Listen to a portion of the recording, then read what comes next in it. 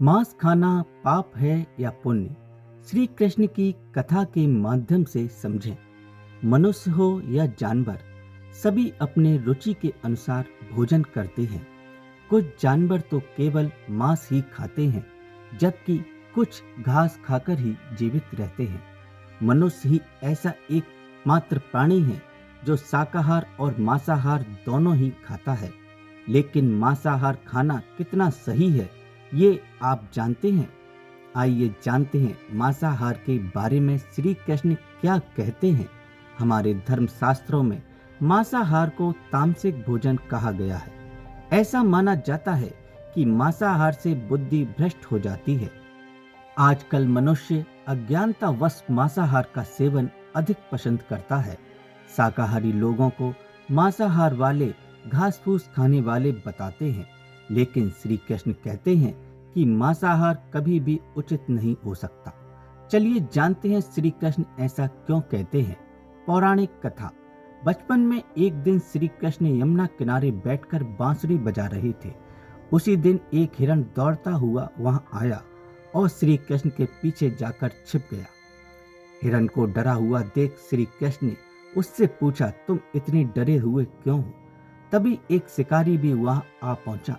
फिर उस शिकारी ने श्री कृष्ण से कहा, यह हिरण मेरा शिकार है, इसे मुझे दे दो। तब श्री कृष्ण ने कहा, यह हिरण तुम्हारा कैसे हो सकता है? किसी भी जीत पर सबसे पहले उसका स्वयं का अधिकार होता है। शिकारी फिर बोला, इस हिरण को मैं पकाकर खाऊंगा, तुम ज्ञान मत दो और चुपचाप हिरण को मेरे हवाले कर दो।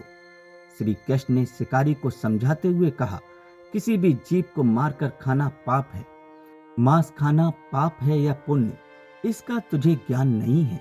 श्री कृष्ण की बातें सुनकर शिकारी ने कहा, मैंने कभी वेदों का अध्ययन नहीं किया है, फिर मैं कैसे जान सकता हूँ कि मांस खाना पाप है या पुण्य? राजा लोग भी तो शिकार किया करते हैं, क्या उनको पाप नहीं लगता? उसके बाद श्री कृष्ण ने शिकारी को एक कथा के माध्यम से समझाया। मगध देश की कथा। कथा के अनुसार एक बार मगध राज्य में भारी अकाल पड़ा। अकाल के कारण उस साल मगध में अन्न का उत्पादन नहीं हुआ। राजा मन ही मन सोचने लगे, अगर शीघ्र ही इस समस्या का हल नहीं निकाला गया तो प्रजा भूख से मर जाएगी। फिर उन्होंने अपने सभी सलाहकारों को सभागार में बुलाया। राजा ने सबसे पूछा, इस समस्या से निकलने का सबसे सरल उपाय क्या है? तभी एक मंत्री ने उठकर कहा, महाराज, इस समय सबसे सस्ता और उत्तम भोजन मांस हो सकता है। चावल, गेहूं इत्यादि को उगाने में बहुत समय लगता है और लागत भी अधिक लगता है। लेकिन मगध के प्रधानमंत्री चुप थे। राजा के पूछने पर उन्होंने कहा, महाराज, मेरे हिसाब से मांस ना तो सबसे सस्ता और ना ही सबसे उत्तम खाद्य पदार्थ है। इस विषय पर मैं अपना विचार कल आपसे कह पाऊंगा, मुझे आज का समय चाहिए। राजा ने प्रधानमंत्री की बातें मान ली और अगले दिन आने को कहा। 2 तोले मांस का मूल्य। फिर उसी दिन रात्रि के समय उस मंत्री के घर पहुंचे जिससे राजा के सामने मांस को सबसे उत्तम खाद्य पदार्थ बताया था। प्रधानमंत्री ने उस मंत्री से कहा, शाम को महाराज बीमार हो गए, उनकी हालत बहुत ही खराब है। वैद्य जी ने कहा है कि अगर किसी शक्तिशाली पुरुष का 2 तोला मांस मिल जाए तो महाराज शीघ्र ही स्वस्थ हो जाएंगे।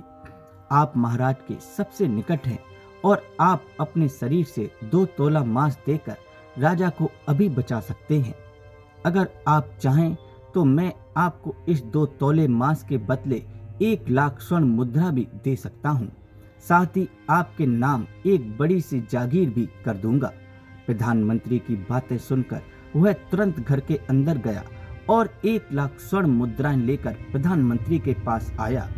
1 लाख स्वर्ण मुद्राएं प्रधानमंत्री को देते हुए बोला, महाशय, इस स्वर्ण मुद्रा से आप किसी और का मांस खरीद लाएं और मुझे जीवन दान दें।